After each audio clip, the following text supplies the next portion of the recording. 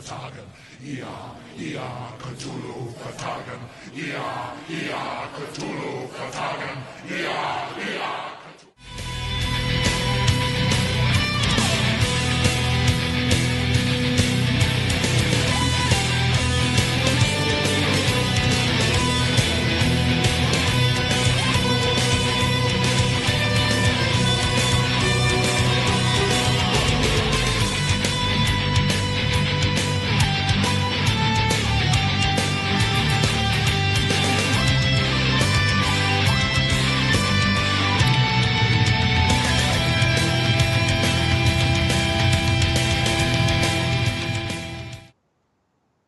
Okay. Welcome, humans, human Daleks, and Time Lord human Daleks, to the 118th episode of an Unearthly Podcast, streaming live on the 5th of August 2015 and featuring Daleks in Manhattan and Evolution of the Daleks by Helen Raynor. Today we're continuing an Unearthly Podcast look at the Daleks and skipping Doomsday, which was reviewed during our first season. I am Bill Sylvia, the Man in Black, and with me are Mad Matt Winchell. Hello. Randy Ronson McCulloch. Always a pleasure. Aaron Romeo Moon Burke. Hello. And Tim the Enchanter Sheridan. Hey there. We did Doomsday back in season 1? Yes. I think that was endings and beginnings. That was our 10th Doctor episode for 11 Doctors, 11 episodes. I thought that would have been then last season, season 3. Nope. No, that was a while ago already, Randy. Wow. Time's been flying for you, apparently. Apparently. We've been... I finally watched Ant-Man this week, and Aaron is rejoining us in the news. Yeah. Welcome back. Let's get this news started. Come on. Oh, yeah, it was just barely in season 1.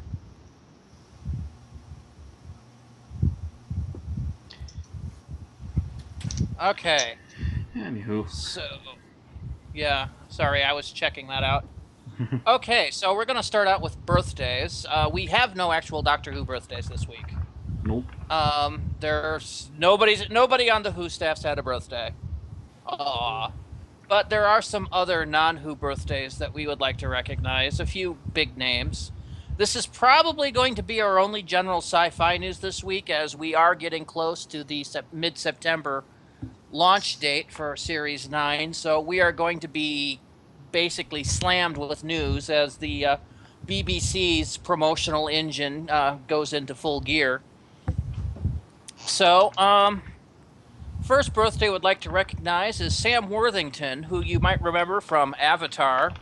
That would be James Cameron's Avatar, not the movie remake of The Last Airbender, which was crap. Mm-hmm. What movie version of The Last Airbender? I don't think I know what you're talking about. Yes, I also seem to be drawing a blank. He was also in Terminator Salvation, I believe, in the lead role. Mm-hmm. He turned 39 on Sunday, the 2nd. Also, speaking of Terminator, Edward Furlong, who played John Connor in Terminator 2 Judgment Day, turned 38, also on Sunday. Wow, 2 Terminator birthdays on the same day. Also, writer, director Kevin Smith of the View Askew, Jay and Silent Bob movies, as well as writer of many, many, many comic books. He turned 45, also on the same day. Does this mean that he will eventually have to make a Terminator film? Yeah. It's possible. He'll be in Terminator 6. Jason Mewes will play the Terminator.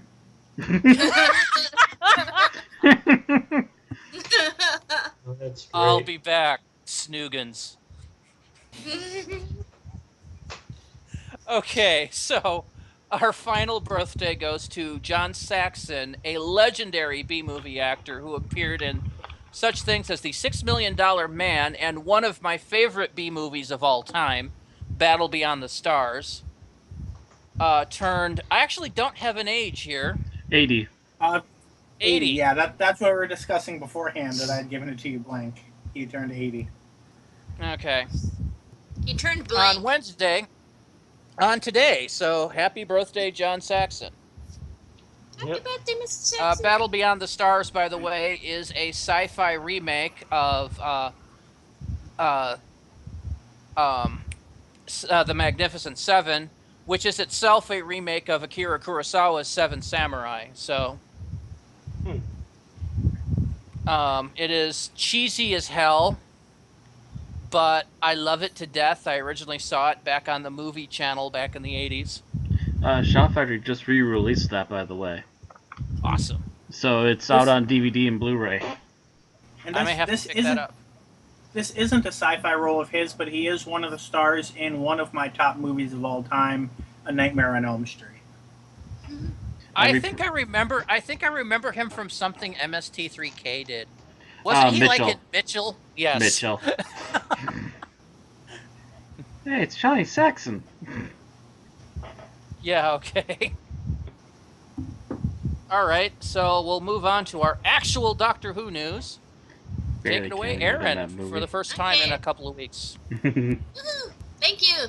I'm back with a healed tooth, kind of, sort of. Molded tooth, I should say. Anyway, BBC staff have indicated that due to time commitments on showrunner Stephen Moffat's time, Doctor Who Series 10 may not be contained within 2016. If this is the case, that will make 2016 the fourth year since 2005, consisting of 2009, 2012, and 2013, not to feature a full season of Doctor Who. This news was originally broken by satire page Private Eye, although it is believed to be an honest rather than a satirical article. BBC's official statement on Cult Box on the matter is that it is too early to confirm the schedule for future series at this point. So that would be proof positive that Moffat has too much on his plate. And should really Something- pass on Doctor Who to somebody else who can actually devote the proper time to it. Something Isn't he we've also been saying... working On what? The amount of times he promises new episodes of Sherlock and then just pretends he never made the promise is also evidence of that. Yeah, he... I have been saying he needs to, kind of focus his efforts down to one show. I think since... One show or one role per show. Yeah, since pretty much... since we've started this podcast, I believe. Just about, yeah. Yeah. So, you guys have listened to 4 seasons of me bitching about it. Since we started the podcast on a season that was split because Moffat had too much on his plate. Yeah, that's right. Yeah. It was a split season, wasn't it? Yeah, it was the beginning of Series 7. That was our first podcast. Moffat, you started our frustrations and forced us to make this show. So, you can leave the show now so let's we can think about stop making this. the show. We are in our... we are near the tail end of our 4th season, if I am correct. Yeah. So we have been doing this for that long. Since we've started, we have actually only covered 2 actual seasons of Doctor Who fresh. Yeah.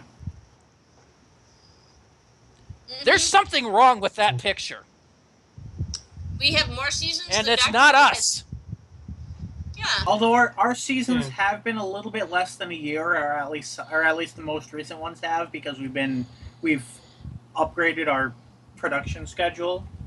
But even still, So the It's problem been remains 3 that years. it's been almost 4 years now, and they barely have 2 years worth of shows out. Oh my Yeah, gosh, definitely. you guys, Yeah. Lounge Yeah. Leads has more episodes than Doctor Who. Oh, And that's a wow. show that runs on Erin's schedule, and her schedule's kind of full at any given time. Yeah. Yeah. Dang. Yeah. That's an issue. Oh. Yeah, that's an issue. When someone who wants to make a podcast but feels like they're never doing it often enough, can make more episodes than your regular TV show, there's a problem there. Okay, let's move on with the news here. Tim? Yeah. Okay, so the BBC have revealed a new promotional image for Series 9. While there have been attempts to analyze the image for hidden symbolism, it appears to be a fairly straightforward image of Clara and the Doctor running across the surface of a Mars-like planet or a moon with mountains and an explosion in the background. Seems like pretty generic stuff, but They're holding there hands. have been attempts to find hidden meaning in this. Yeah, such as- Radio Times was really reaching with that picture, like what the Yeah. explosion was symbolism for. Yes, Because, explosions never appear in Doctor Who. Yeah, Yeah. or in promotional materials. It's Because possible. why would the Doctor ever blow anything up? I mean, I actually went through that analysis myself, and what they're saying is plausible. However, there's no actual evidence. It's still all speculation. Right. Yes, And pure most likely all speculation. rubbish. And that, Also, in that article, when they say the stars are in front of the moon or planet or whatever's in the sky, I'm pretty sure that's more like ash from the explosion that's right next to it. Ash or little sparks from it, yeah. Because they do realize that sparks and flickering things come from explosions and go in all directions, right? I think my favorite one is when they say, "Look, Clara is smiling. She's happy." And I said, Yes. "Yes, that does mean something." That Maybe she's a it bit means off. The Because in photographer promotional told her to images, smile. people never smile. Maybe the explosion in the background, Claire smiling, Well, and the Doctor and Clara holding hands means that they finally had sex. I think the one where they were most reaching was the one where Aaron! they said that her dress was Hang a up reference now. to the You've now second lost Doctor's all rights to checkered speak hands. on this podcast tonight. And I ignored what Aaron said. She said that the explosions plus Claire smiling No, equals no, they no, had he sex. heard. He's I just said I choosing to ignored ignore. I'm just saying that he needs to That listen. doesn't mean repeat it. I will keep repeating it till you listen. We have this So, podcast should all I just day. start tallying how much I have to kick Matt in the dick at Econ? Because the So number's for our growing next- right now. For our Do next you release, want the when the DVDs? Comic-Con trailer for Series 9 was released, we reported on the rumors that Maisie Williams was playing a figure from the Doctor's past. In an effort to either nip these rumors in the bud or to just urge them to continue, showrunner Stephen Moffat had this to say: "She is not playing a returning character. She is not playing someone from the Doctor's past, unless I'm lying." So, in other words, Muffet. Troll la la la la la la la la.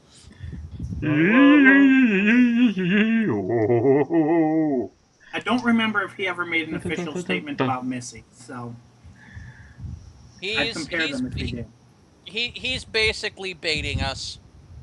Yeah. So not only is he, half-assing his job, he's now pissing us off. He's poking Randy with a stick. Yes, he is.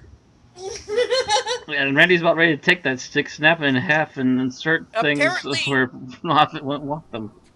Apparently, he didn't see the large posted sign that says "Beware of Ron." Arr, arr, arr, arr. Because the signs are in Japanese. Oh. That one actually says "Warning: Baka on premises." Anyway, so actor, comedian, and writer Reese Shearsmith, known as Patrick Troughton from An Adventures in Space and Time, has been cast for episode 9 in the new series. This is the Mark Gatiss written episode and has suggested to be a very frightening episode. Shearsmith is best known for his work on The League of Gentlemen, which he and Mark Gatiss had been writing and acting credits in nearly all 19 episodes. Along with Shearsmith, EastEnders' Elaine Tan, Coronation Street's Paul Courtney, Neat Mohan of All in Good Time and Desert Dancer, and Bethany Black of Russell T Davies' Cucumber and Banana will feature in this episode. Gatiss, by the way, will remind you, does not have the greatest track record before writing Doctor Who episodes. His best has been kind of on the good side of mediocre. Mm-hmm. But his arguably his worst is the one we'll be reviewing in a few weeks. Yep. Okay. Yeah, are they going back to Satellite 5? Probably not, because it's Moffat and not Davies. Any particular reason you think that, or Just all the celebrities listed. It is a They little sound like odd. celebrities. I don't know. I've never heard of them. I know we were getting lists like that last season, so I wouldn't really read anything into it. Hmm.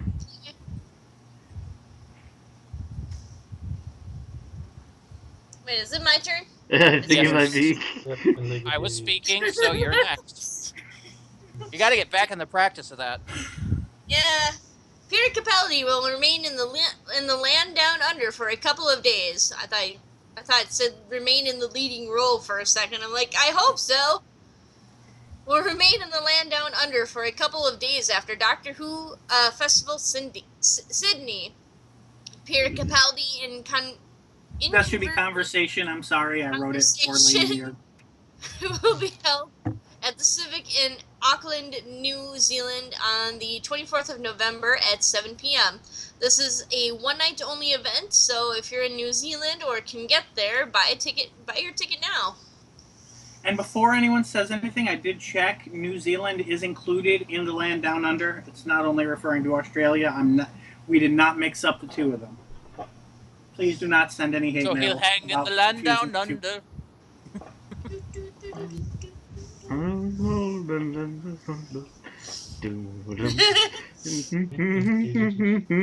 Okay, now I'm sorry I sang it. I believe it's Tim's turn. All right. Finish it. Considering that H.P. Lovecraft wrote about the horrors of Pluto, the news that a region on the dwarf planet was named for Cthulhu exploded across the internet as names collected beginning in April were assigned as informal names of features found by the first high-resolution images of Pluto and its moon Charon. Doctor Who was not excluded from this. Among the proposed names are a crater named Gallifrey Macula and a nearby rift named Tardis Chasma. These join features such as Spock, Sulu, Organa, Vader, and Skywalker craters, Kirk, Uhura, Clark, and Kubrick Mons, Serenity, and Nostromo Chasmus, and the dark spot Mordor. I actually know quite a bit about this because I was reading up on this myself. Those names that are listed there are actually on Charon, not Pluto. Because I thought that one of them was on. Oh no, Cthulhu Mordor, itself, I I think, was on Pluto. yeah, The rest are Cthulhu on, might the rest be on are on Pluto. Charon. Yeah. Yeah. But because of certain regulations with the naming of stuff, everything on Pluto itself has to be named after something with the underworld. It's Oh, okay, because that of- makes sense. However, Charon's under no such constraint, and the geeks came out in force. Of course, Not these listed names there. are unofficial and do need to be approved in order to reach widespread use. Alice Crater as an Alice Cooper. I see what you did there. No, it's actually I think from it's something Alice in- else. I think it's Alice in Wonderland. No, it's not from that either. It's God. I actually knew what this was from a bit ago because I did research. And Is get that off on the me, first cat. link or the second? The thing is, it was a few days ago.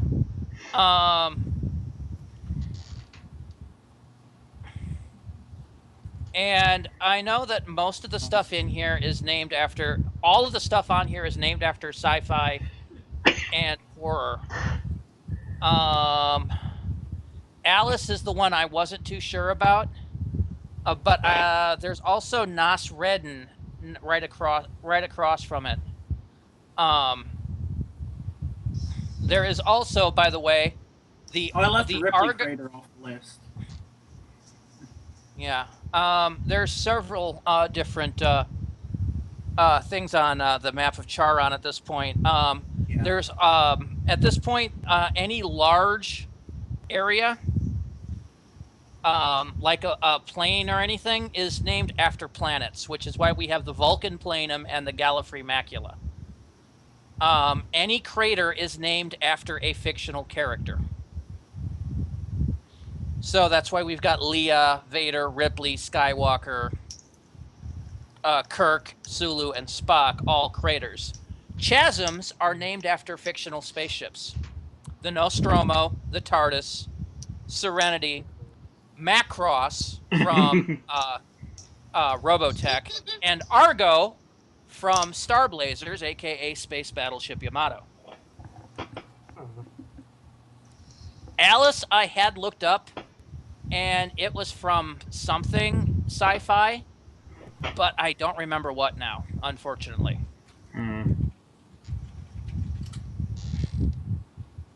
But everything in there is a science fiction reference. Any fantasy references are probably going to be stuff that they identify in Mordor. There apparently was an Alice Cooper album by the name of Science Fiction, but I don't think that's what we're talking about. No, I don't believe so. Although it's also known that the mountains are named after science fiction writers and directors. At the moment, there's only, I believe, 3 on there. Kubrick Mons, after Stanley Kubrick. Clark Mons, after Arthur C. Clarke. And Butler Mons, who escapes me at this point. Yeah, I was wondering. Although there were myself. also Kirk and Uhura Mons, which kind of break that trend. Are there? I thought those were craters. No, there were 2 craters and 2 Mons named for the Star Trek characters. Huh. No, those are craters. They're Kirk green. craters. No, I said they're green, Not according to the Bill. article I found that I had linked us to. Look at the map, Bill. They're labeled green. They're not. They're craters, they may not be mountains. labeled green, but they specifically say Mons.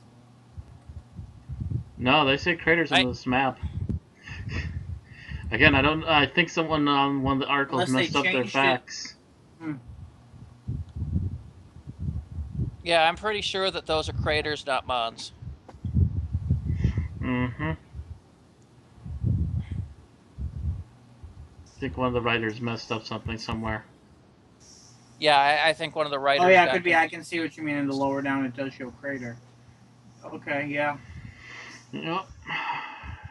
Blame Doctor Who News for that mistake. So that seems to be their schema. For the moment. And there was some huge, by the way, blow-up debate before it was cleared up on the internet whether Serenity Chasma was named for Firefly or for Sailor Moon, but the Firefly people are the correct ones in that particular debate. Wouldn't that be Serena, not Serenity then? Or did she have? Serenity was her. No, was be her Neo given Queen moon Serenity. Serena's the English name of. Basically, Serena is the English name of Usagi Tsukino, whose previous incarnation was Princess Serenity. Okay. Son, or the daughter of Queen Serenity, and later to become Neo Queen Serenity. So that would have worked, but it was kind of not really in the schema. I would have been all for a Sailor Moon themed section of this, Usagi considering the Crater, fact that Pluto has a big freaking heart. Yeah. The heart. Well, everyone's That saying looks that like- looks more like. Everyone's saying that looks more like the dog Pluto. People keep saying there's a lot of different shapes it looks like. So. Debate. Anyway, we've How long are we going dwelled to on talk this about one this? for a bit. Yeah, I think we've Yeah, left let's it move out on. about this enough. Let's move on. The Prop Store Entertainment Memorabilia Auction on the 23rd of September this year includes a Dalek by the name of Dave from 2013's An Adventure in Space and Time. The auction will be held at the British Film Institute IMAX in London, and the items for auction will be previewed beginning the 9th of September to the public. The Dalek prop has an estimated value of £4,000 to £6,000, or approximately $6,000 to $10,000. Over 250 other pieces join Dave, including a costume previously worn on Star Trek by Leonard Nimoy, a Stormtrooper helmet from The Empire Strikes Back, a Superman costume worn by Christopher Reeves, and a helmet from Monty Python and the Holy Grail. Wow. Ironically enough. Because of course. For something completely different. Here's a helmet from Monty Python. If I had the money, I would bid on that. I think a lot of Just people so- would be on that. $10,000 Just so I could have a Dalek named Dave. So Dave the Dalek. I Hello, could Dave. sit in the Hello. corner of my living room, and I could be gaming. I could be playing Assassin's Creed and finish a kill all mission. I could look at him and go, "They're dead, Dave. Everyone's dead, Dave." Excellent. You See, will make a great I was kind of Dalek. thinking, we must exterminate. I'm sorry, Dave. I can't let you do that. Oh, there's plenty of things you can do with that. Sorry. You could have fun with that for days. Days. Moving on to our big Finish news for the week. Last week we did miss a few pieces due to the wording of the headlines and other reasons. The news includes next month's release of The Yes Men, which is the premiere of the second series of Big Finish's The Early Adventures line, which features stories with the first 3 Doctors recast with new actors. The Yes Men is the first of 4 releases featuring Fraser Hines as the second Doctor. Oh, he is Everybody Skaro golf good clap. as the second Doctor. Yeah, he is outstanding. The second bit of news that was missed due to the fact that it looked like another Alex Kingston wedding announcement, but was actually information for the Diary of River Song, including a time traveler by the name of Mr. Song, who is apparently River Song's husband, played by Samuel West in James Goss's Signs. The Wait. cast along. Wait, Stop is River the Song a phone. bigamist? Yeah, that's my point. The Doctor has hell? 4 wives than that, so I really don't know. Yeah, but technically, most of them are dead. And, River's even more fucked up because he watched her die before he married her. Yeah, I'm not even going there. I'm not going to say anymore. I just like the fact that now Randy has finally lost his hamster. Yay, necrophilia! I wasn't going to say it!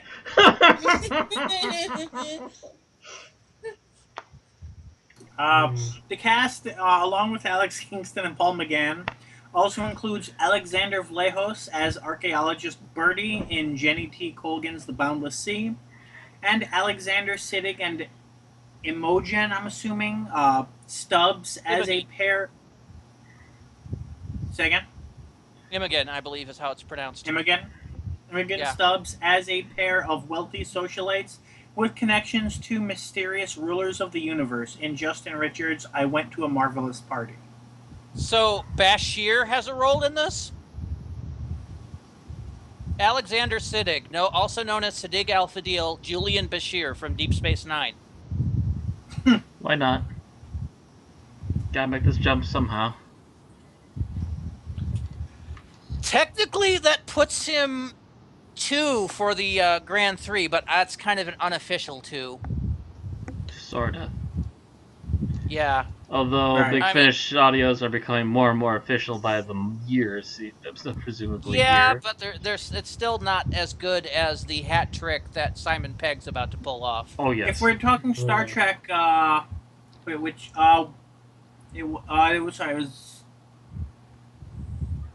Damn it! It was Vlahos. You said was Bashir. Is that right?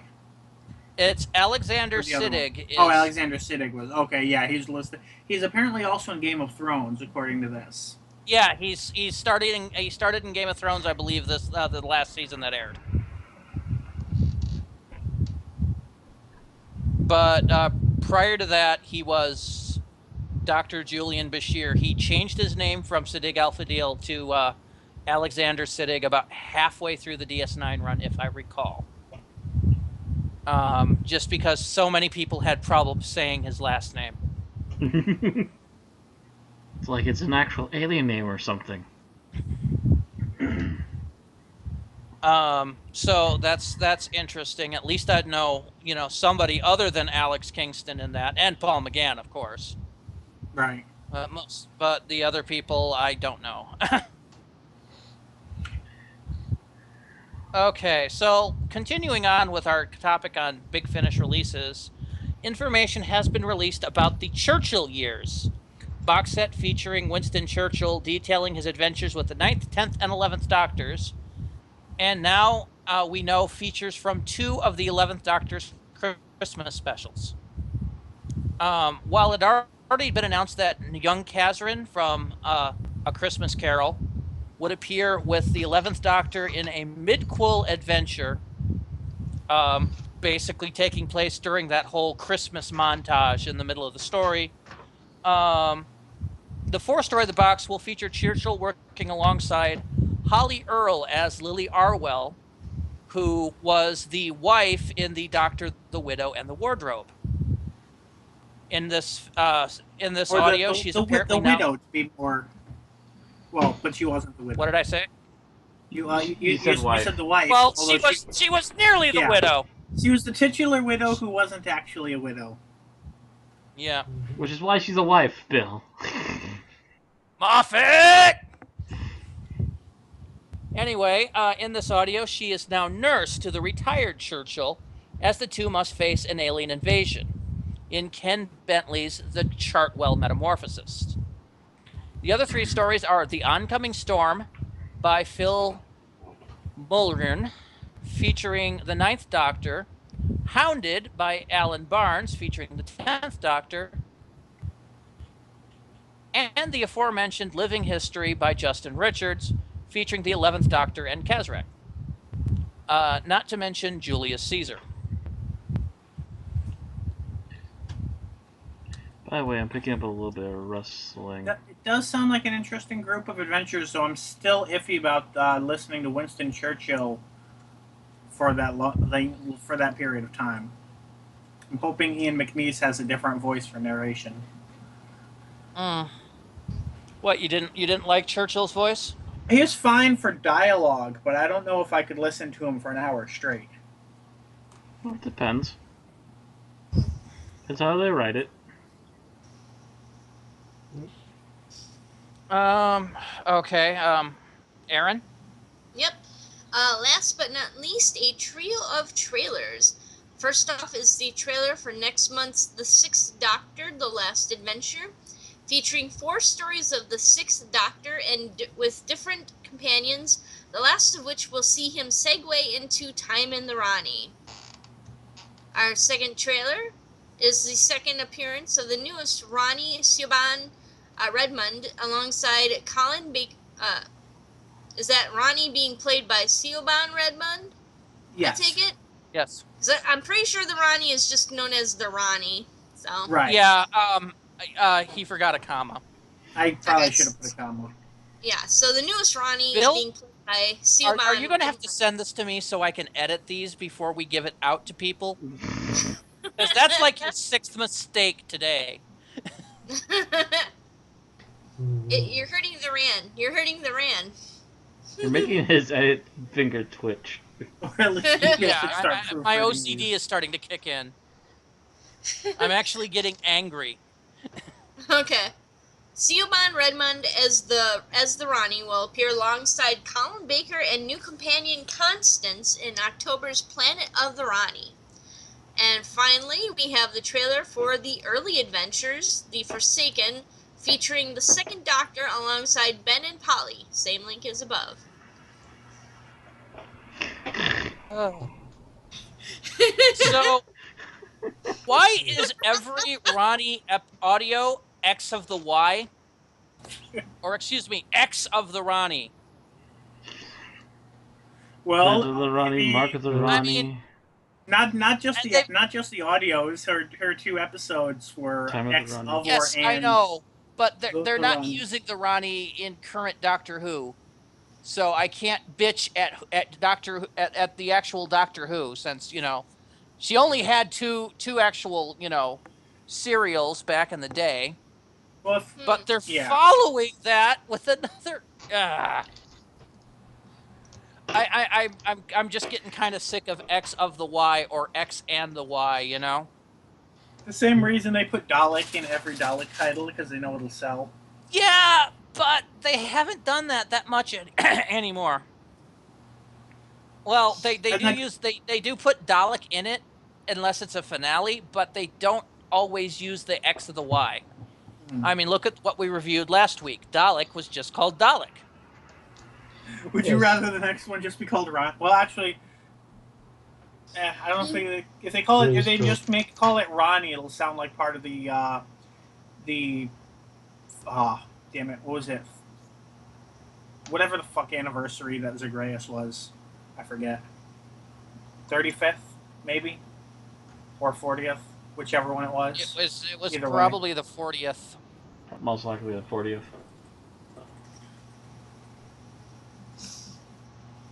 One thing I noticed listening to this trailer is I hadn't realized the mention of the werewolves in the last adventure, which makes me think the first one features werewolves, the second one features Victorian England. We watchers of New Who know that there were werewolves in Victorian England. Just one. I don't know if there's a connection, but there could be.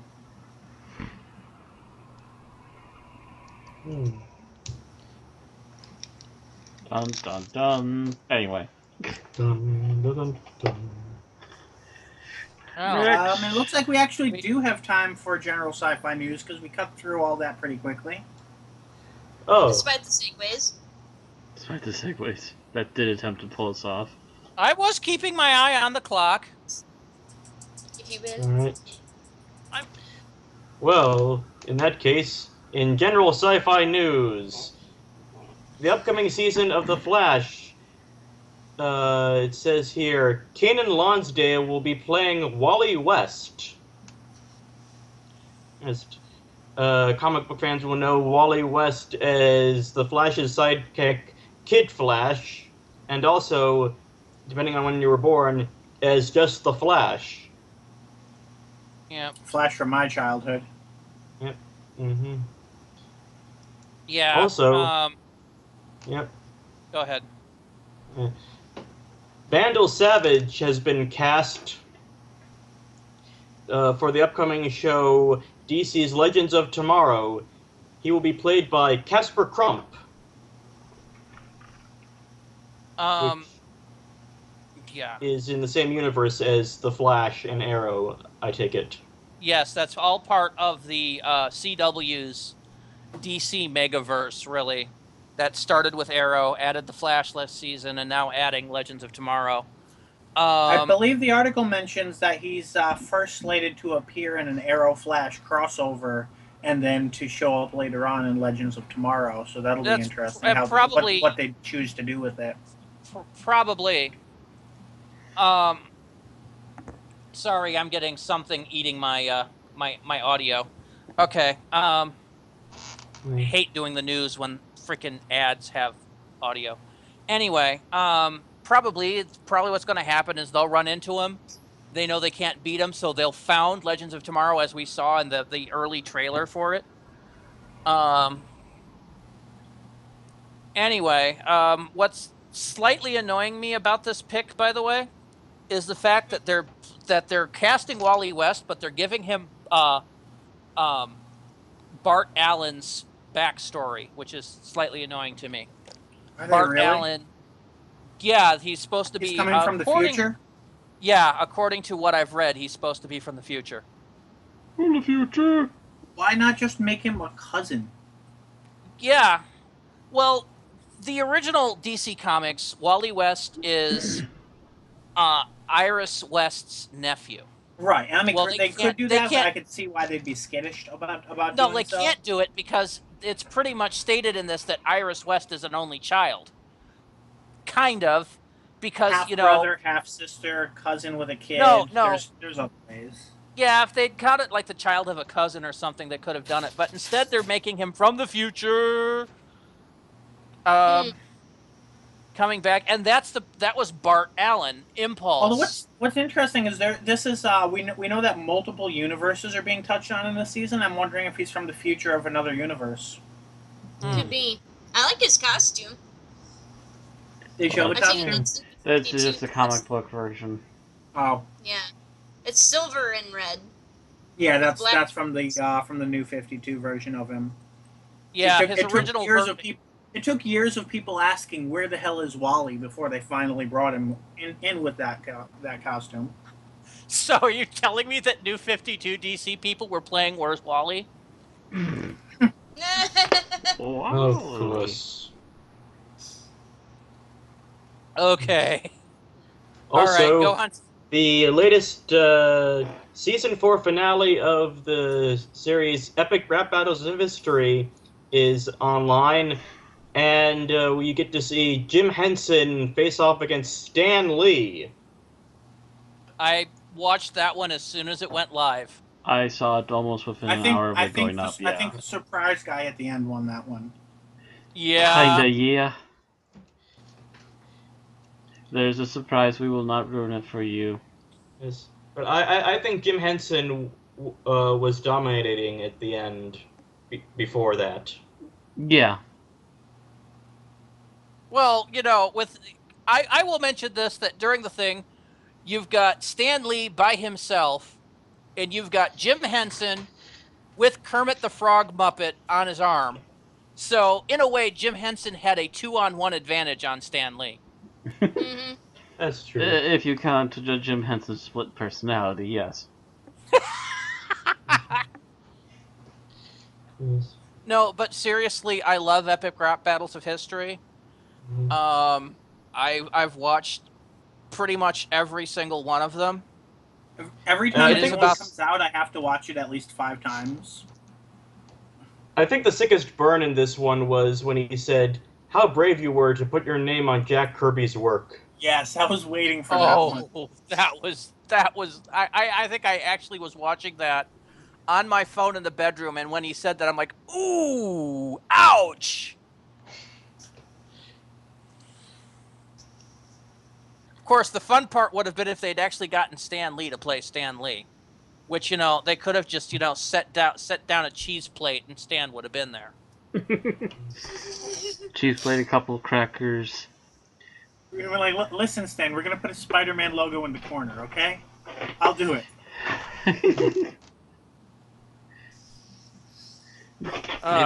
Maybe gave him a sandwich and a stuffed Spider-Man to hold on to when off camera. Speaking of which, that was one thing last night when I was watching Ant-Man. I spent the whole time like, wait a second, Stan Lee's not showing up in this movie? And then he finally showed up toward the end. I'm not going to say when. And I was like, there he is.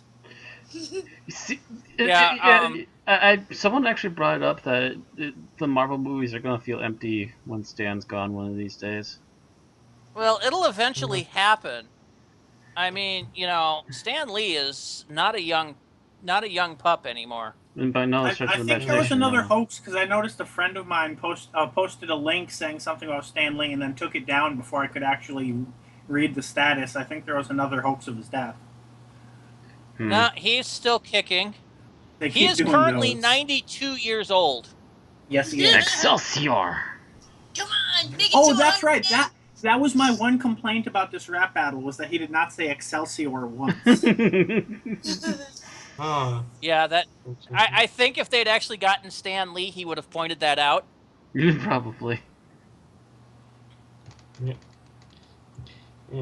Well, speaking yeah, of but- Marvel Comic movies, news. again, the not safe for work red band trailer of the upcoming Deadpool movie has been released, starring Ryan Ryan Reynolds. as Deadpool, reprising his role as Deadpool from that other movie. I just call him Hannibal King. Yeah, Hannibal King. No, we don't talk about the other movie. That's why. I don't. I Actually, I figured as prefer not much. to talk about 2 of the 3 movies that he's been a superhero in. The other one is also kind of iffy. Mhm. I have high hopes for this one. But by the way, notice that in joke about Yeah. the costume. It took me a while to realize it too. I felt so dumb when I realized what he was talking about. Yeah. The fact that Ryan Reynolds really identifies as Deadpool helps. Yes. I'm still not. I still have some minor reservations. I played the Deadpool video game, in which Deadpool was voiced by Nolan North, and he did one hell of a kick-ass job in there. So Ryan Reynolds has some big shoes to fill, in my opinion. Yes. I'm kind of wondering though, like, is he going to like pop out of the screen, like not literally, but you know, as far as the movie can do, and shit like that, or like, I mean, he obviously breaks the fourth wall at least once in that trailer by talking about the suit being animated. But Well, is that it's more than Harold, that. You do realize he sniffs the smoke from his guns, that's not sighs, breaking looks right at the audience, and goes, "Yeah, I'm going to touch myself tonight," and then walks off I screen. don't count that either because obviously, like, He's literally looking at us as he says this. but he's looking straight forward, so that's no different than standing in the middle of the street talking, except that's the way the camera's looking. I don't count that as breaking the fourth wall. No, he's talking to us. He knows we're watching. It would be one thing, like if he turned his head away from everything else because the camera was in a weird place, but it wasn't. The camera was right in front of him. Nah, I still count it. He's still talking right to us. Otherwise, the Doctor breaks the fourth wall in every episode. I wouldn't be surprised. Well, when you travel through the fifth dimension, you must break the fourth wall. Yeah, but I will. During the course of the Deadpool video game, Deadpool frequently calls up the makers of the video game and bitches at them to change something, and occasionally offers them a truck full of money. I'm sure Stan Lee is going to show up in this movie. Is Deadpool going to have a chat with Stan Lee? That would actually be the best cameo yet because it would be Stan as himself. Either that or he'd be like, "Hey, you're Stan Lee. Who's Stan Lee? I know you're Stan Lee. You can't fool me. You're played by Stan Lee. Look at the script. Who's Stan Lee?" You know he's going to be doing stuff throughout the end credits. Come on, Stan. Yeah. And literally Deadpool pulls out a huge, gigantic script, pulls it open to like page 50. Right there, Stan! By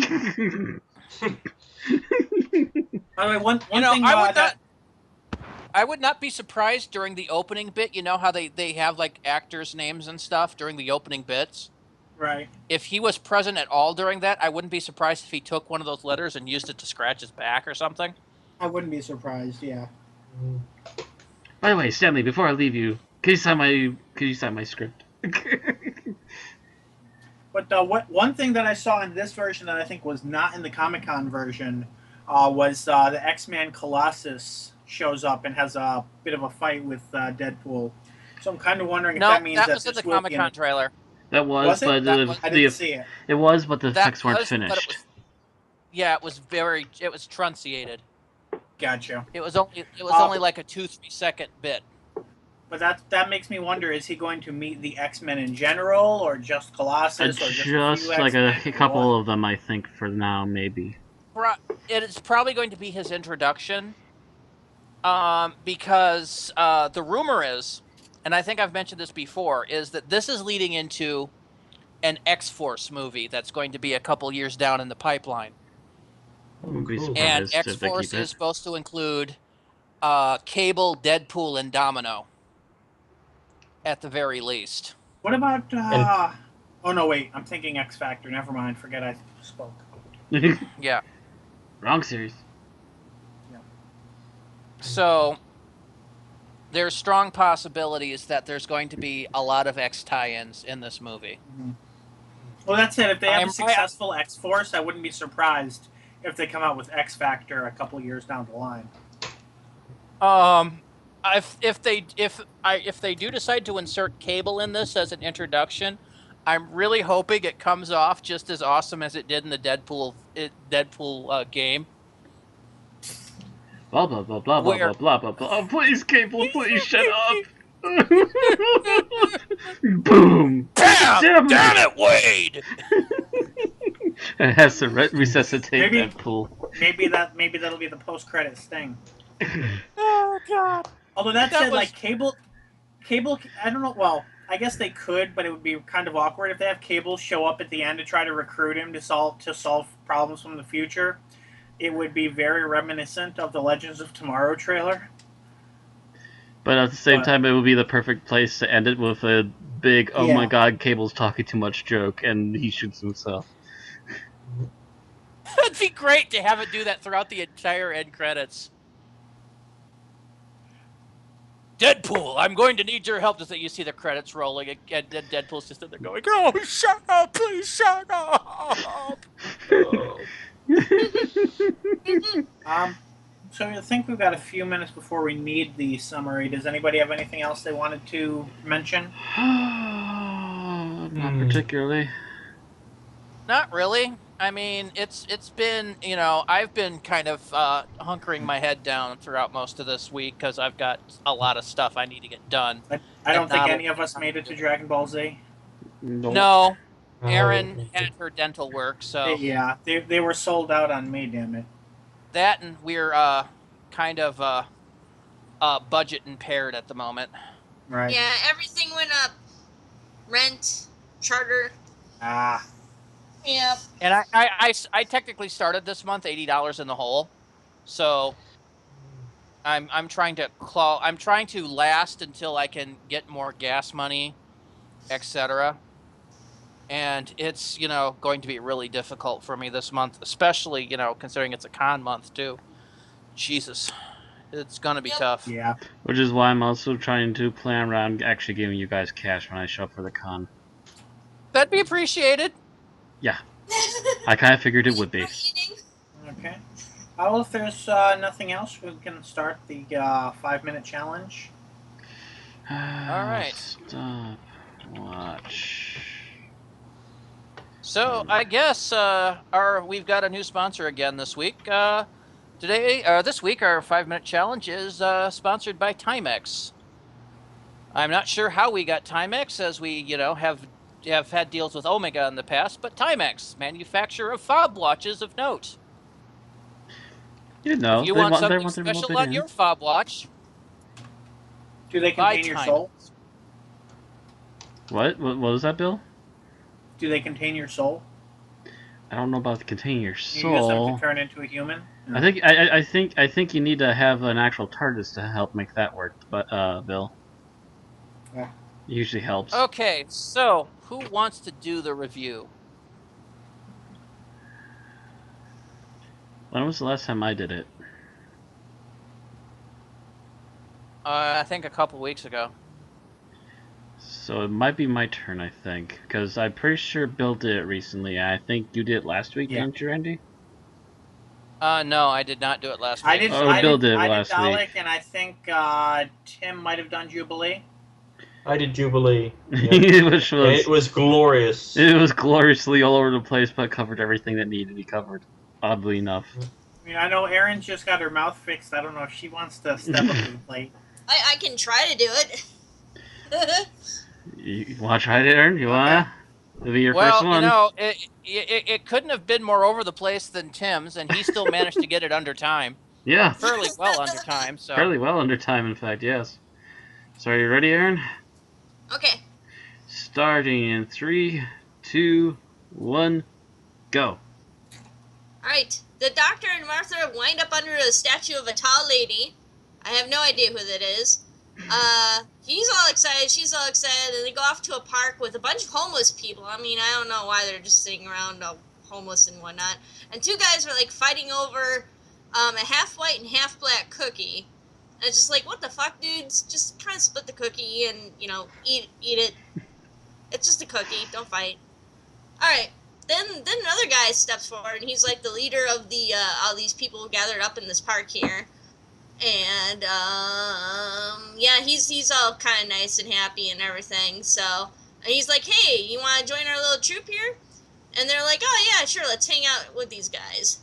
Then another guy shows up, and he's like, hey, you want to come work for me? And, everyone's like, screw you, you're not paying us enough.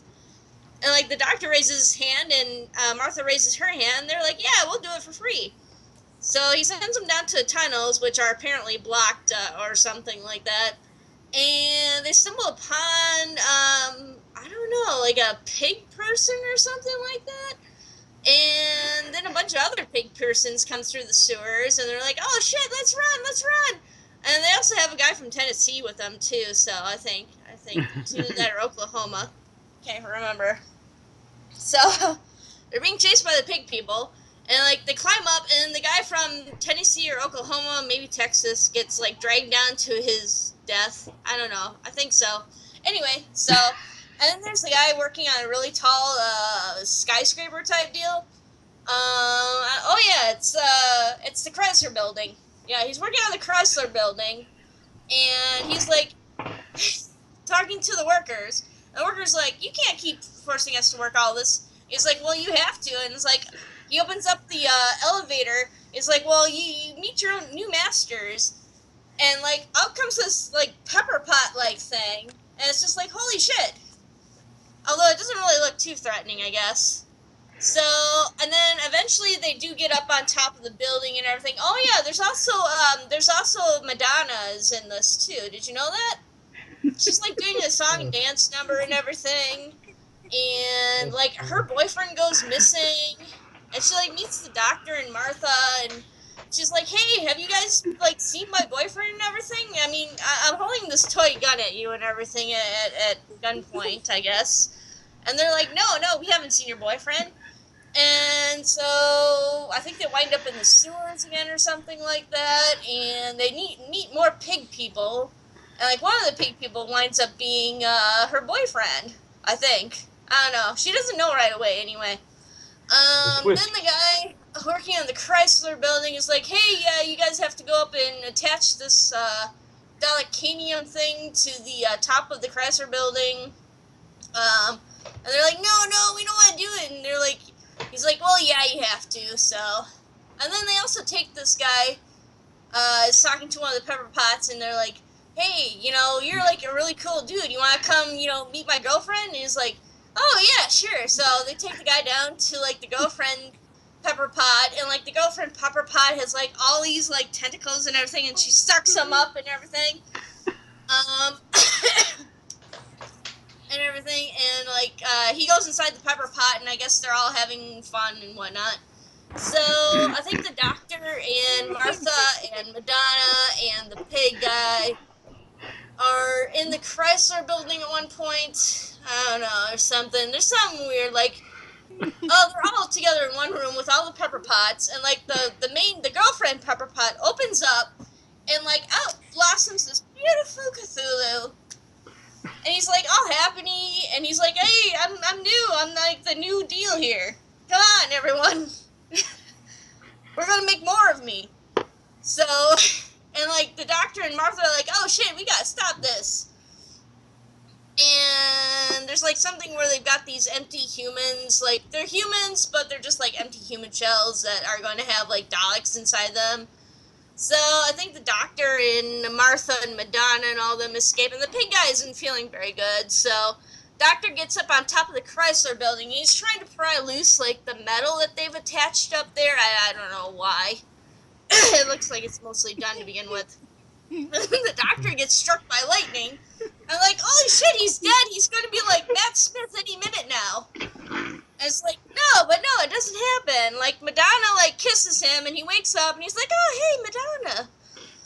And, like, then they go down, and, like, the Daleks break through the theater that Madonna was performing in. Fortunately, it's an empty theater. And, like, they're dragging the Cthulhu guy on a chain. They're like, hey, we can't let this happen, the pepper pots have to be pure. No salt allowed. It's only pepper pots. So then they, like, surround the doctor and Martha with, their empty shell human-like things. And these people are, like, carrying, like, laser Tommy guns and everything. They look like giant super soaker-like stuff. I don't know. With, like, knobs on the end of them. So they kill the Cthulhu guy, which is kind of sad because, he just wanted to live and everything. And, he liked music and stuff, too. And then all the empty humans get electrocuted. And then the pepper pots are like, oh man, what have we done? We're the only ones left. Or is it the doctor and Martha that said, I can't remember what happened to the pepper pots. Oh wait, no, the one survives, and he just kind of like shimmers out of view. Like he plays hide and seek, this really wild game of hide and seek where he just kind of shakes back and forth really fast, and then he disappears. I have no idea where he went. Apparently he like disappeared or something like that. And like the doctor's like, no pigman, we'll save you for Madonna. And Madonna's like, oh, thank you for saving my boyfriend, even though he looks like a pig. And the guy from Tennessee is actually still alive, or maybe he's from Oklahoma. He's still alive anyway. And he's like, oh yeah, I talked to the guys who are having this like big Burning Man party down in the park. You want to come join us? I mean, I can't guarantee you it'd be an awesome time all around, but you'd have a roof over your head. And Madonna and the pig guy are like, oh, thank you, doctor. And Martha and the doctor go off and happy after again. God. I kept hitting X. It wouldn't let me end it. Why? What, do you think it was a little bit off?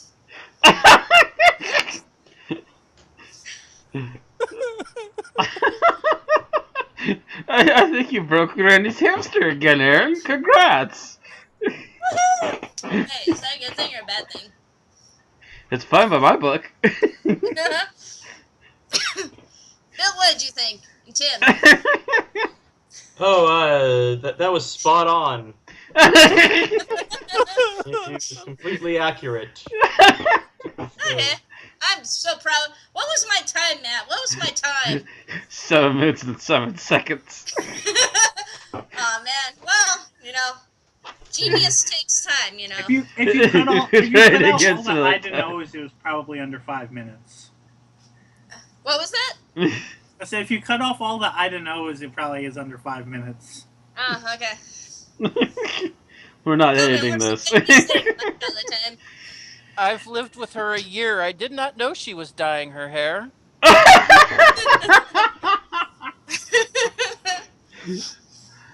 Oh my.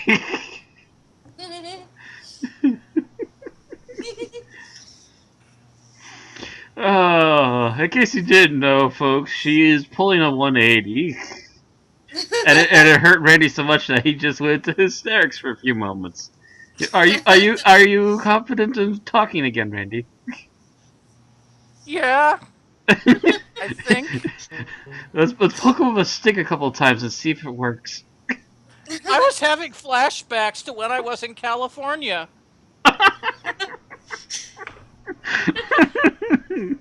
The Valley Girls, eh? I knew a person in California who I swear had a naturally occurring singularity between her ears. Nothing could escape from that void. And nothing could stay there no either. No light, no thought. Nothing up here, nothing up here, nothing in there. 10 years, 20 years repressing that memory, and that brought it all back. So you're saying I did an awesome job, huh? Oh.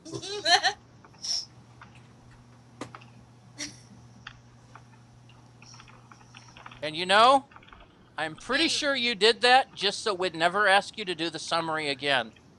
I'm pretty sure I did that just so you'd never ask me to do the summary again also. We'll still ask you anyway. Because it's so amusing. And I'd be happy to You know what would have made it better, vid- though? If you started by saying it was the greatest episode you've seen in your life, and then at the end you asked everyone for change. Greatest episode of Doctor Who I've ever seen in my life. It's about this man in a blue suit who runs around in a blue box. Kind of like me.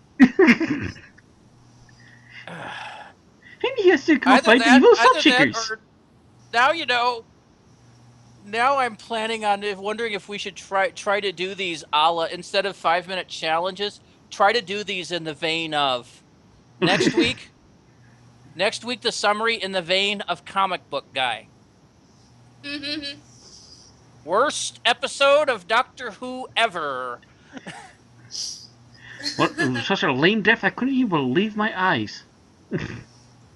Okay. I don't know if something like that can always be done on. Well, some of us might be able to always do that on command. It depends on the Like, character need and the person inspiration being to strike. asked. I would need inspiration to strike for a particular episode. Okay. My throat hurts. Go I need to drink a soda. go get yourself a glass of water. Yeah, we got a bit before we get to your review. All right. I feel like this first episode would have been stronger if they, left out the first word in the title, because spoiling the villain sometimes hurts the story. Yeah, but at the same time, they didn't actually keep the Daleks out of the serial as much as they could have. I mean, you pretty much saw a Dalek within like the first 15 minutes. It still would have been like that scene where he's like, "Oh, they're out of town. What? They're Italian?" Like that scene might have had some mystery to it if we didn't know that they were Daleks already. Okay, so let's wait to get around to this until that. So, what'd you like in general, starting with Matt? I go sob in a corner. Well, Randy goes to oppressed memories of his childhood. Something I really liked out of this in general. I guess I really liked the set design. We had a nice variation in sets and locations. We had the big park, Central Park with the town in it. We had we don't see a lot of the actual city of New York City, but we do get little glimpses and bits of it. We also had a location for shooting next to the Statue of Liberty. We had a lot of in-building locations that were very vastly different from one another, and even a sewer level. So, lots of little interesting places to look at. At the same time, a lot of those scenes that you're watching are actually green screened. Some of them. Because all of the New York City scenery done there, the whole Empire State Building and any other thing that was Central Park, example, all of that was green screened because they sent a camera crew to New York City, but they did not send David Tennant or Freema Agyeman. No. Question is, did they send any body doubles to get back shots? No, they pretty much just shot scenery and then had them green screen it. And actually, there are a couple of key points where you can kind of see through the green screen. Thankfully, though, a lot of the Central Park stuff, when it was close up, was actually not green screen. So they had at least a decent enough set to keep that looking decent. All right, well, yeah, they Tim, have grass in England. What did you like in general? In general, I rewatched this today, and I really noticed the music. You just picked one. I'm sorry, but seriously, the music is quite stunning on its own. I wouldn't mind listening to it. Very I do. Dramatic. I do. Yeah, most of the music from here. Most of the music from here was included in the Series 3 soundtrack, which is one of my regular listens. For those of you that don't know, Series 1 and 2 was in one soundtrack. Series 3 got its own. 4 got 2, one for the regular broadcast and one for the specials. 5, I think each season after that has gotten its own, and the 50th anniversary and Christmas special for that year got its own soundtrack too. So, Murray Gold always puts on a good show, although I have had complaints about Series 8, but not anything particularly bad, just I find that 12th Doctor's score to be a bit weak. Okay, we'll see Bill. if he revises it. I'd been dead set on the score. I didn't even bother thinking about a backup. I'm sorry. That's why you always have to think of a backup, Bill. How many times do we have to Oh. have you Well, go through this? while Bill's thinking, one of the pieces that's not in the score, that you heard regularly from like the radio and stuff was actually a very popular piece of music from the era called "Happy Days Are Here Again." When the radio turns on in the Dalek lair, and when the doctor's working on identifying the mutant, you can hear it in the background. I actually know it from MASH, where you heard it being played by Radio Tokyo. So I'm well familiar with that theme. And I think that was the only non-Murray Gold piece of scoring that was done in the episode. No, there were a couple of other ones that were also Put it on the New York Ritz. themes. Yeah, Put it on the Ritz. and I thought there was one more, but that was it. Everything else was Murray Gold. So, Bill, thought up anything yet? Oh, actually, I do have one thing that stood out. I would say unfortunately, I never remember his name, but the man who's in charge, the leader of the Hooverville. Anyone know his name? Solomon? Solomon. There we go. He seems he's a good character to watch. He's functional, does his job. He's not the hard-headed, never believes anything guy, but he's also not stupidly believing everything either. All right. Seems a fairly functional leader. The majority of it, yeah. Yeah, he seemed up until he dies. Yes. Spoilers. Yeah. Well, technically, we're discussing the episode. Then again, we're also talking about a Dalek episode, so everyone must die eventually, maybe, except for the Doctor and maybe the companions. Daleks, everyone dies. That should be the name of a Doctor Who episode. Yes, that would be a good name. Everyone of course, that dies. would probably be the episode where the people that die are Jack Harkness, River Song, and Rory Williams. The Daleks get their vengeance by And killing the Strax. friends that the Doctor thought would never die.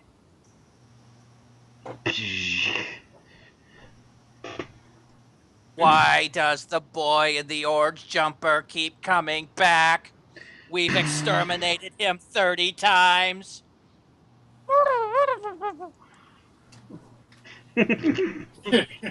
Kill it again. So, Aaron, what did you like in general? I like the banter between the Doctor and Martha. That was generally pretty snappy and a lot of fun. Yeah. The banter was really the strong suit of the Russell T Davies era. He was very good at writing snappy dialogue. I don't really think Moffat has quite managed to pull off the level of snappy dialogue that came out during the writers in this era. Not even close.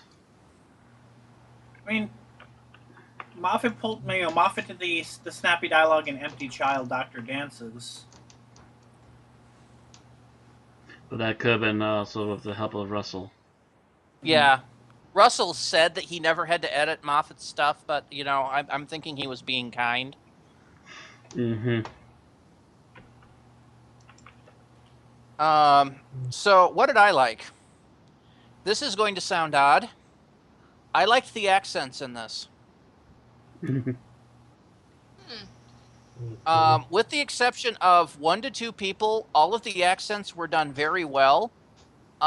They did manage to get a good chunk of their cast being actual Americans, but Tallulah was an English actress.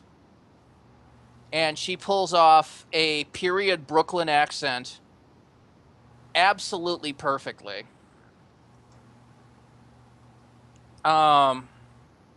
Likewise, Laszlo, I believe he was American. But at least one of the other key characters was English. and also pulled off his accent. So the accents did make it feel honest to God 1930s New York. It really did. Mm-hmm. Okay, so what you didn't like. God, this is going to be a short episode if we keep up this pace. It's Matt. not the worst thing that could happen in a short episode. Truncated. Things I didn't like. One of the overall things I have to say I didn't care much for is that I think the new human Dalek crossbreed needed to go under another version or something. It felt like it was starting to get somewhere, but it needed to sit in the oven a little bit longer. Which Yeah. type of crossbreed are you talking about? Are you talking about Dalek Sec, or are you talking about the humans with the allegedly Dalek brains? Sec in particular is what I'm talking about visually. Yeah, the visual effects on the Dalek mask. I would say specifically if they had changed the design of that costume, it would have made this much more effective. Just because, everything's coming across very dark and ominous, and then you have this goofy-looking thing with a lisp. Yes.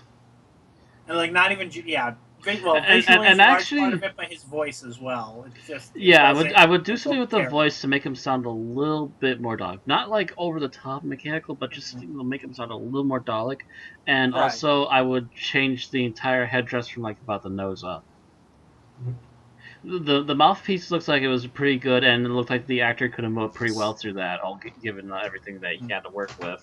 But the eye, the weird tendril things, the big stupid brain. If it didn't look like he was wearing a Dalek hat, then all of the things about it's a Dalek with a human up its ass, all those jokes about this episode would be gone. Yeah. Also that. I'll leave that to see if anyone else brings it up actually, but yeah, this in particular, this particular design felt like it needed a little bit more longer to digest and be processed. Yeah, I've always wondered if they hit the budget wall which in is making that outfit. Which is a possibility considering how much they had to do with this episode. Mm-hmm. I mean, this was before Doctor Who was co-funded by I think this was even before it got co-funded by Sci-Fi. Yeah. I think this was I think it might have only started the next season. I think season 4 had a Sci-Fi co-funding, and then after that it switched to BBC America. So it literally was working on solely the BBC's budget, and while it had some forward motion from the previous 2 seasons, it had nowhere near the popularity that it enjoys today. So it did not have the world's biggest budget. Yeah, and usually 2 parts are where you tend to see the budget run bare. Yeah, and they had to have the additional expense of flying a camera crew all the way from England to New York City, which is not cheap. The difficulties of actually getting the filming visa, which probably had some expense attached to it. Mm-hmm. Getting the footage, bringing it back, making sure it actually all worked. All the green screen work. Mm-hmm. So all of it had to be done in overlay. All of the sets that they had to do was designed from scratch. Pretty much, yeah. You had to get all these extras for the camp and also for the Dalek-controlled humanoids. Mm-hmm. Unfortunately, most of the costumes, other than the Angel and Devil costumes, were pretty much bought, from suit makers. Because you can still get most of those suits today. More or less. The yes. one, what was the human bad guy that got merged with Dalek Sec? What was his name? I forget what his name is. He's just the gangster it was guy. a big He was the Italian name. foreman. Oh, wait, yeah, they kept mentioning his name too, but I don't remember what it was. I just recognized it when they said it. I think it was Italian, but Yeah, it was definitely Italian. It was one of those it might have been Greek. It was Diagoras. Daggers, okay. Yep, that's right. Practically in It was itself sounds like an alien name. But yeah, it's either Italian or Greek. It's kind of hard to tell. Right. But either way, this being set in New York, I assume Italian, but yeah, it could be Greek. Yeah.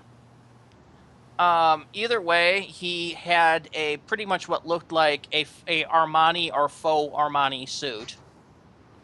Right. Which, by the way, I freaking love that suit and I want a copy of it. Just saying.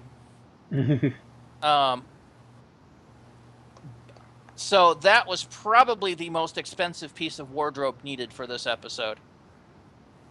And was needed, and they probably needed 2 copies, one for the normal actor and then one for the Dalek combination. And then, of course, that they keep stocking David Tennant in designer suits and designer ties.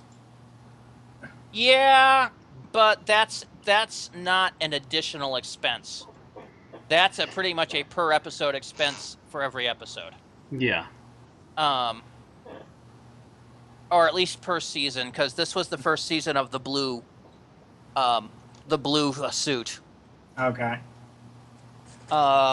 Which started out in Smith and Jones and continued through most of the season. And then fourth, I think he would kind of oscillate back and forth between the blue and the stripy suit. Either way, that's kind of a regular expense. But the pigmen costumes were pretty much jumpsuits. And the heads of those were actually pretty effective, the makeup on them. But yeah, just that one Dalek half-breed just... Mm-hmm. Yeah, I should tell you, my second idea for a bump was to get those pigmen when they were going down the tunnels and do it to where there's a whip, there's a way. Where there's a whip, whoosh, there's a way. Yeah. Where there's a whip.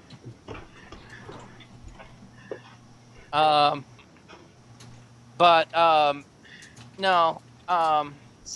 The Angel and Devil costumes pretty much had to be made from scratch, but they weren't that expensive to make.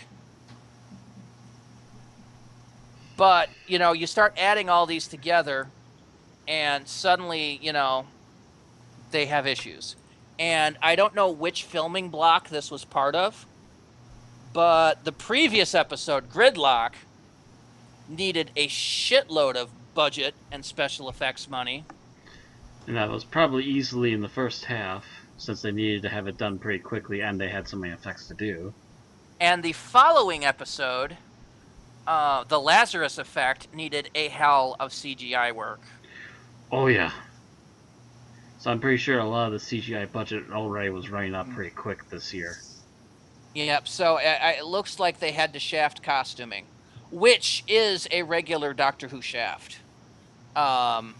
Even up to Series 6, they kept, wanting to make a new outfit for this and a new outfit for that, and they kept having to put it off till the next season because they just didn't have the budget for it. For example, the Doctor's wife was not supposed to include a nude. It was supposed to include a brand new alien, but they had to reuse the Ood suit because they couldn't afford to build. I heard that for a second as wasn't supposed to include a nude, and I'm like, I don't remember a nude shot in that episode. And then my brain recalibrated what you said. And likewise, I believe the midpoint of Series 6 was supposed to include a new Cyberman costume, but they didn't have the budget for that, so it got put off until Series 7. And they just did a little bit and they just did a little patchwork on the current Cybermen suits. It went, that'll be enough for now. Yeah. So costuming is a regular. You get the shaft. So I really think that the Dalek Sec hybrid mask is really probably a miracle they had to come up with on a shoestring budget. Yeah, and it kind of shows. Because it really does kind of look like somebody in a Muppet mask. Yeah. Should we also ask the elephant, the other elephant in the room? Well, no, because we're going to move on because it's We've only covered the one general yeah. hate, But and we quickly if you want to make lost that, the buffer on that one because Yeah. Matt hit the first elephant in the room. but So- if you want to hit that elephant in the room, Aaron, on your turn, by all means. Yeah. If somebody else doesn't If hit it first, someone else take it, yeah. But it's Tim's turn at this point. So Tim, what didn't you like in general about this episode? In general, it seemed that this episode was trolling itself. In that, like the premise of it was the Daleks must evolve, and the other Daleks were saying, "Wait a minute, how can we evolve? We're the perfect beings." Other people wish they could evolve into us, but they can't because we're going to kill them. Yeah. You know, It kind of felt to me like it was, like a Davros ideology versus a standard Dalek ideology. I mean, obviously they disagreed with Davros at some points, but it's the kind of argument Davros would have with a Dalek, in that the Daleks must change and evolve. No, we're already perfect. Shut the fuck up. Yeah, it is. It's kind of hard to do because you feel like Dalek Sec is kind of a Davros stand-in for here, don't you?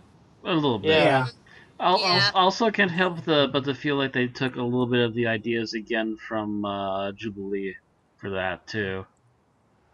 Possibly. Who wrote this, by the way? Helen Raynor, I know she said that it was heavily rewritten by Russell T Davies. What else has she done?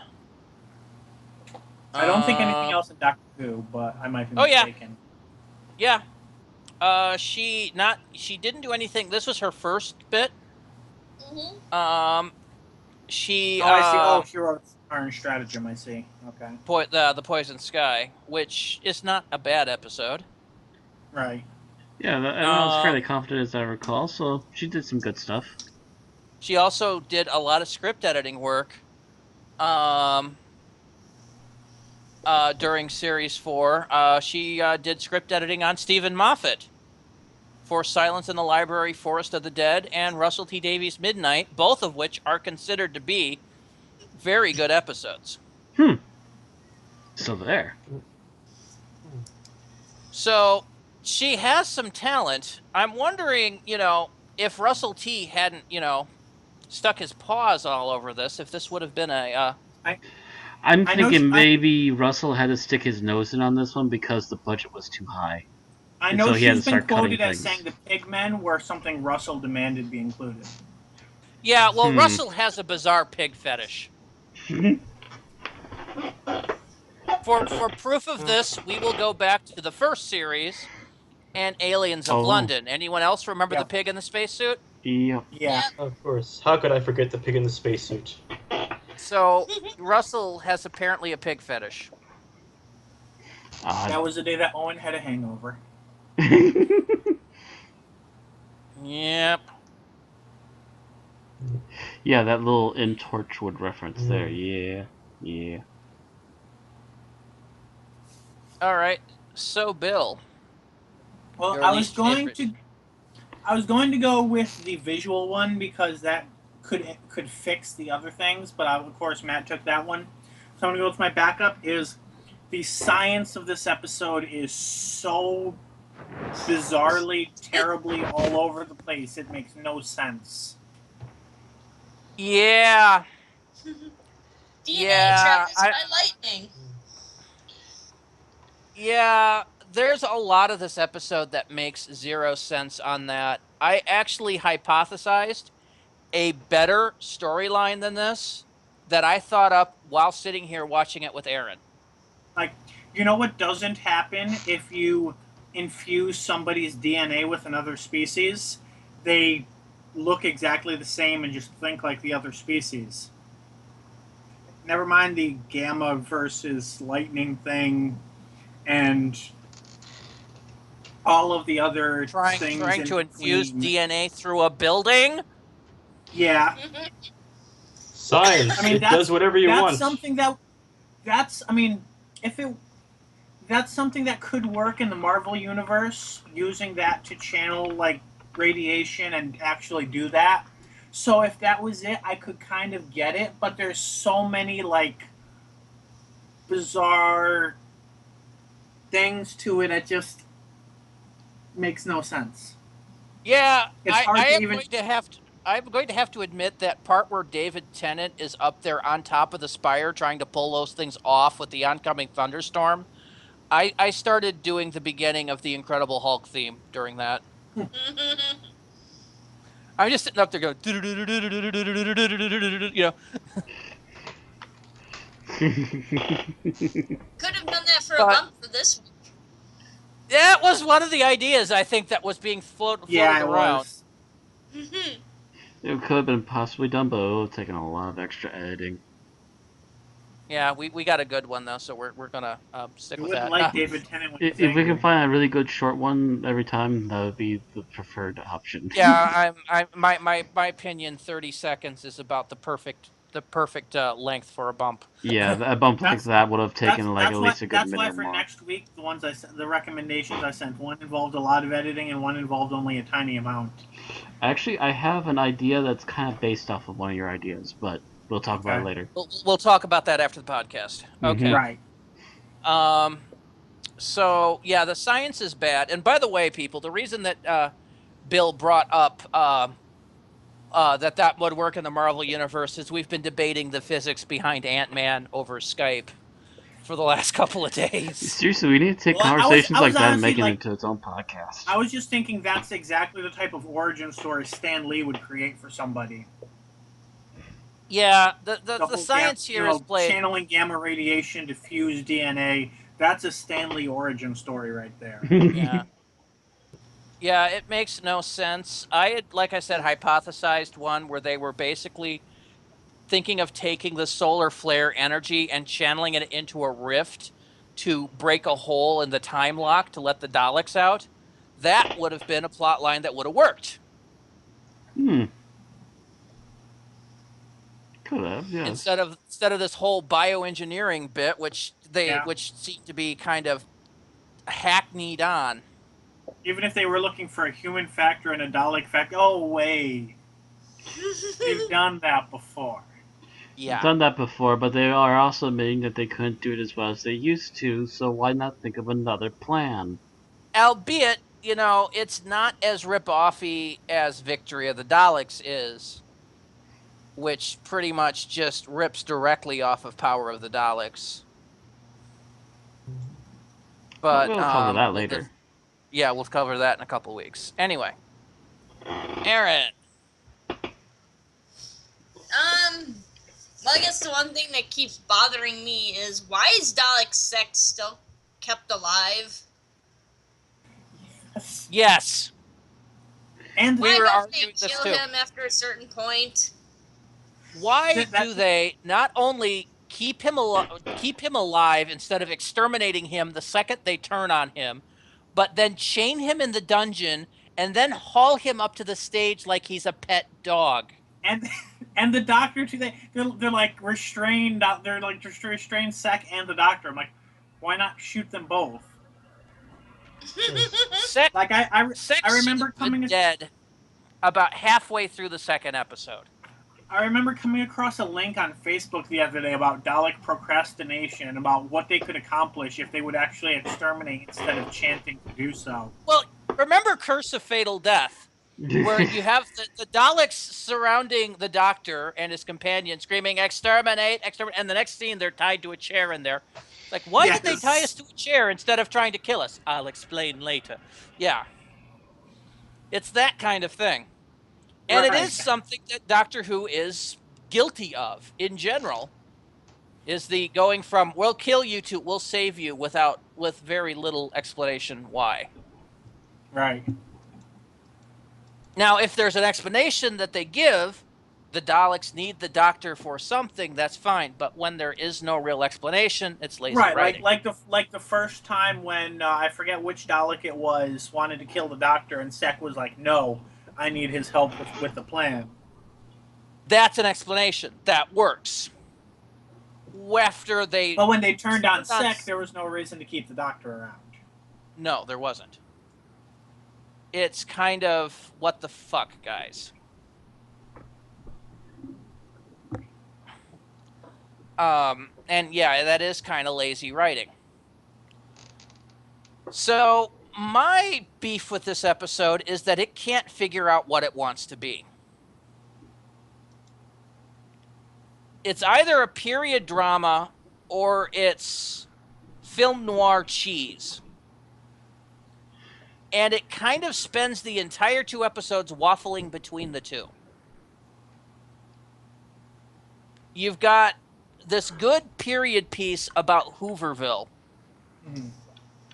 And some really believable, realistic characters in there.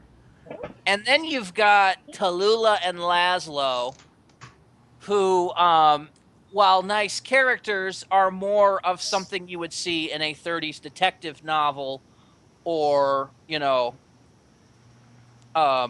some form of crime drama. Not an actual period piece. They're archetypes, not characters. Mm-hmm. Right. And the show kind of bounces between the two, never trying to... You really don't get to figure out which it's going to be. And, oh, by the way, again, Mr. Diagoras is yet another one of those archetypes. Yeah. Yes, exactly. He's one of these characters that you'd expect to be working for the Forelli crime family or something. And that's Go to also Godfather. where if they had kept the fact that this was a Dalek episode in the dark a bit, they could have really built on that. Especially when the boss from out of state. They absolutely could have led to that impression, and then instead of the Don, it's the Dalek.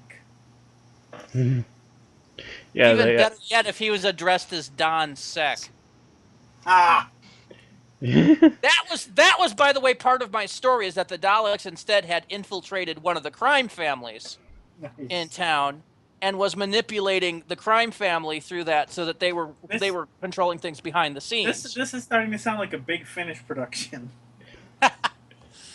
That means it would be Hey, good. if we could get enough voice actors, we could do one of those illegitimate ones and just put it on the internet. I Of have the course. voice modulator. We could have Matt do the special effects. I don't know. This all might up being turned into a fan fiction I write. You never know. But my problem is the fact that you have this clash between the real and the surreal in a way. And you never really know which way it's going until the point Sec comes out, and then you're like, oh, okay, they're going with cheese. Mm-hmm.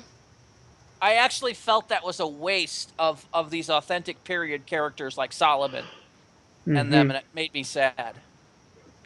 Okay, so, scenes you like, Matt. Scenes I liked.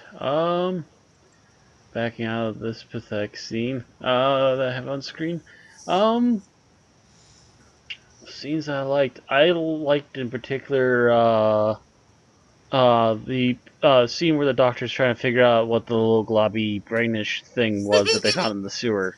That's the Doctor kind of going into this story as a noir and trying to figure out the mystery behind everything that's going on, because the pieces aren't quite matching up for him yet. I love when he holds it out to Tallulah randomly with no reason to think that she would have any idea. It's like, I need to figure out what this is. Ew. I like when he picks it up the first time and Martha's there going, ugh, and he sniffs it. And you just had to pick it up. Yeah, well, and it's he does this in several other Dalek serials. He's just got to manhandle the Dalek mutants. Don't know why. He's got to play with the jellyfish. Mm-hmm. He's a man with a jellyfish, and he's just got a toy with it. God help us if the Doctor ever ran across a Metroid. Well, if he got to it soon enough, he would think the Doctor was its daddy, so all the better, I suppose. All I right, can see so that. I can Tim, see the what's your Doctor with favorite the scene? Metroid. My favorite scene was the earth-shattering, groundbreaking scene where the character Solomon solves the feud between the two people by breaking the piece of bread in half. That was so well shot and written, and it was such a great commentary on the duality of human nature and how even when we don't have enough to go around, it is better to share what little you do have than to hoard it for yourself. It's almost like it was already pre-written. Tim, I know we've occasionally referred to you as a replacement Flynn, but that was a little over the top.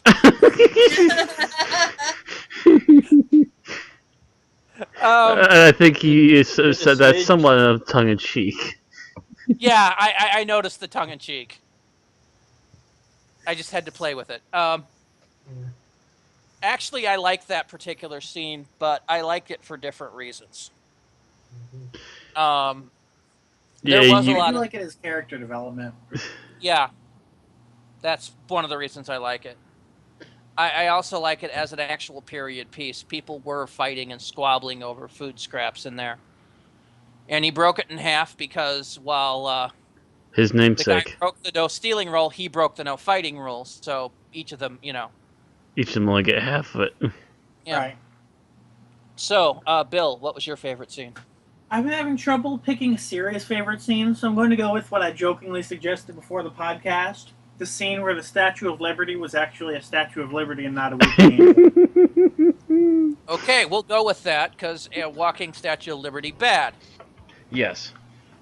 For that, see our 100th anniversary special, or if you can stand the dead effects, look for the original 2-part Angels Take Manhattan rant. Yeah, that's there's a flaw, because I have to imagine at any given time someone is looking at the Statue of Liberty. That is exactly that our was one of my problem. arguments. That was one of my arguments. That, and there My are other argument- thousands of images of it. That's my other argument. Thank you. You've summed up in a minute what I took about 3 hours to do The first time. when we did that in our first season. Aaron, your favorite scene? My favorite scene is when Martha is voluntarily volunteered by the doctor, or involuntarily volunteered by him. She turns Yes. to him as he raises When his she hand to go used down to say, "I'm going to kill you for stairs." this," I think she said. Yeah, I'm going to kill you for this. Yeah. Only if the Daleks don't Rule number first. 1. The doctor is a dick. It could almost be seen as foreshadowing for the season finale, too. I mean, he doesn't actually die, and I don't think she's directly responsible for it, but, she is kind of involved with him and the Master and everything, too, so. Okay, so my favorite scene is when the doctor first sees the Daleks down in the tunnel. And he gets that intense look. Erin doesn't like that look. She says she can't stand the pickle face. I'm personally fond of Tennant when he goes into that mode, so there we go. Turtle face. Turtle face. Turtle He tries face, to pull yes. Turtle face. Face of determination. I think of it as game. I think of it as game face. So Yeah. I personally prefer. I like the game face. So The Wrath of the Doctor face. okay. So scene you don't like, Matt. Oh. I am a human Dalek with a very big silly eye. I am your future. He's the future of nothing that's ever going to come back to the show. And yet they made action figures out of it, sadly. Yeah, that was a new listing of how cheesy the show could get. That was a new cheese low. You thought that the Daleks could eat some ham in the background before, but this one just took it up to about 11. All right, so Matt has gotten one of mine. So Huzzah! what do you got, Tim? Alright, this scene is actually one of two scenes in the whole series that are my least favorite, and I dislike both of these scenes for pretty much the same reason. It's the end of the episode where Laszlo is still a pigman. And for the life of me, I can't think of any reason why he should be still a pigman, except that the writer or someone said so, just for shock value, or not even shock value, just for bizarre value, and it doesn't feel earned at all. And it really, I think, just showcases one problem with the series Doctor Who in general, in that it's very arbitrary what the Doctor can and cannot do in any given situation. He does mention earlier in there that the genetic alteration is permanent. He mentions that, I believe, when they first run into Laszlo in the tunnels. That he mentions that he can't undo that. So that's kind of why they did that, but there's really no reason on why he can't. Yeah. We just need to run them through the translator and separate the aberrant DNA. So Bill, what's your least favorite scene? Mine is, this is something Doctor Who does a lot, but it just particularly stands out in that the climax is just too rushed. It goes from, there's several dozen human Time Lord Daleks and 3 real Daleks and the Doctor, to all of a sudden everybody's dead, Dave, and there's just the Doctor, and Dalek Khan runs away, and Laszlo, and it just, I hate the rushed climaxes, and this just seems to be even more of that. Okay. Aaron, yours. I don't like how long it takes Martha to figure out that she's supposed to go to the Empire State Building. I mean, they even, as soon as she says, I wonder what he wants us to do with this, they pan over to the Empire State Building. Dun. But she can't see that. I know, but still, it bounces between a few scenes. There's scenes between the scenes where she's trying to figure out where to go, and all it does is it's a lot of talking, and it tends to drag out the episode, actually. Which is probably the reason why. Yeah, and it kind of... It feels like there's not a lot of stuff is getting done while she's trying to figure this out. If this were a Moffat episode, he would have sent her a text message on the psychic paper. Go to the Empire State Building. Okay. So, yeah, my least favorite scene, I'm actually just going to say, is any scene with Sek in it. Once he gets there, because I pretty much... my suspension of disbelief was basically just broken with Sek. So, post-transformation Sek. Mm-hmm. Yeah, it just kind of ruined the entire thing for me, so... And it's not just the costume, the concept, and the character reacting like a human to this, just kind of, no. Yeah, no, he changed towards being human way too quickly. Also, the ideas were good, but the designs were heavily flawed.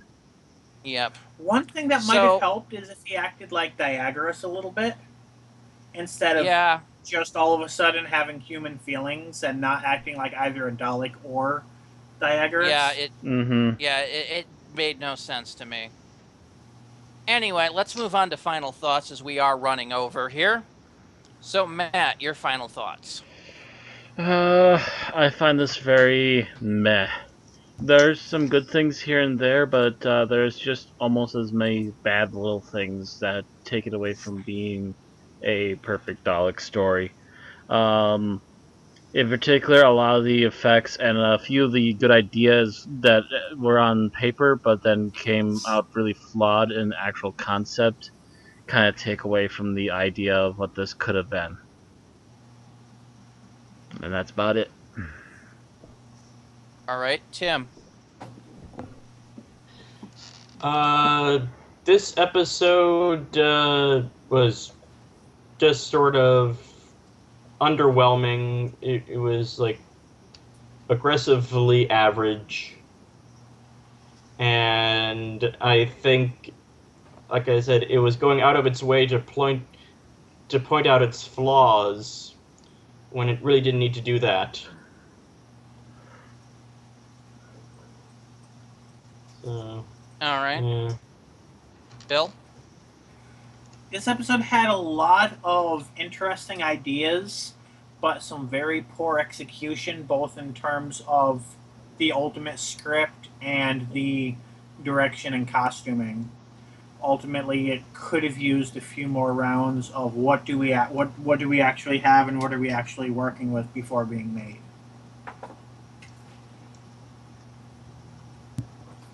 All right, Aaron. This episode is, or these couple of episodes, can be a bit frustrating. As interesting as the Hooverville scenes are, the campiness of the second episode in particular really detract from whatever was built up in the first part of the story. So, yeah. Yeah. In my opinion, this episode starts out being an average, maybe good episode until Dalek Sec becomes a hybrid, in which case the entire episode goes downhill after that. There's maybe 2 good scenes after that, and the rest of it you're just feeling like you're dredging through pap. It's a confused and twisted thing, which now that we know that Russell T heavily edited it, suffers from too many cooks spoiling the broth. Matt, your rating. I can't with any good conscience rate this above a 3. Again, there's some really good ideas here, but the way they went about them just kind of fell apart, and they should have just let it cook a bit longer or just done something else that would have been a lot cheaper that they could have afforded to actually do properly. All right, so your final set is a 3? Yep. Okay. Tim. I'm gonna follow the trend and give this a 3 as well. Like, it wasn't worse than 3, but it wasn't better. Mm-hmm. Bill. I wanted to give this a 3, but I cannot honestly say between the costuming, directing, and writing issues that this comes to honestly average. So I'm ending up with a 2.5. Okay. Aaron. I'm also going to go with a 2.5. I would have gone with a 2, but I think there's just enough good stuff in this to push it up half a notch, but not all the way to a 3. All right. Well, I'm going to go with your initial thought and give this a 2 flat. And I'm doing this on the critical apps because I basically did not enjoy half the episode at all, and the remaining part couldn't make up its mind. It does have good accents and good acting, but still the overall camp just kind of badly ruins the episode for me, making that kind of lose it for me. And that takes the average, by the way, to a 2.6. Makes it our solid lowest Dalek episode to date. Ooh. Wow, that says a lot. When you hit lower than Dalek Master Plan, you've hit a all-time low. Well, it is. Asylum, I think we had lower than Master Plan. Although I have to look at the other sheet to see what the other. That's right, hosts Asylum was here. lower, wasn't it? Give But me I a know it was moment a here. 3.0 from those present. I'd have to check what Flynn and Thomas gave it. Well, mind you, I think my score on Asylum may have lowered again. Asylum is a 3.1 and 3 from the core. This at a 2.6 comes in at number 100 of 115 episodes. Ouch. It is just below The Caretaker from Series 7 Ooh. and right above The Impossible Astronaut Day of the Moon Oh. from Series 6. Wow. It is technically tied with The Caretaker and only a core point below Time and the Ronnie. And Time in the Running was a bit iffy. And that actually puts it a full 2 points below the Tribe of Gum. Ow! Ooh. Where is it compared to Twin Dilemma? I forget what we gave that as a total. I think Twin Dilemma sits at 104 with a 2.4 flat. Okay. So it's slightly above that. It's slightly above that. And still above Listen and Let's Kill Hitler. And that's where we come in today. Take us out, Bill. Okay, well, if you want to listen to more reviews of 10th Doctor episodes, you can check out our reviews of Blink and Army of Ghosts / Doomsday, which would be the one, of course, ahead of this for Daleks. If you enjoy listening to us, please consider subscribing on twitch.tv, on YouTube, and on Mixcloud. And you can always follow us on Facebook and Twitter for news and updates. If you really enjoy our show, you can head on over to patreon.com/Unearthly Podcast and contribute whatever feels good to you for various tiers of rewards. And of course, don't forget to join us next week as we take a look at The Stolen Earth Journey's End by Russell T. Davies. And I promise that will not be a 2.6 average. Pretty sure it won't. That's going to go higher, I'm fairly certain.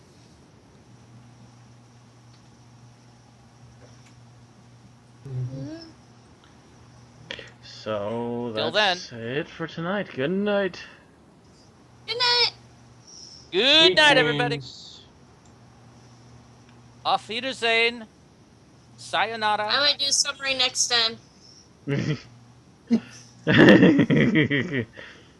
And on that bombshell.